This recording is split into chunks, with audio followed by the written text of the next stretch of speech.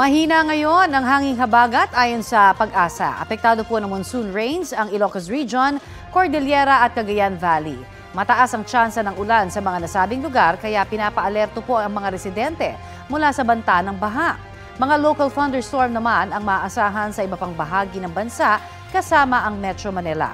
Sa mga susunod na oras, asahan na ang ulan base po yan sa rainfall forecast ng Metro Weather. Posible ang heavy to intense rain sa ilang lugar.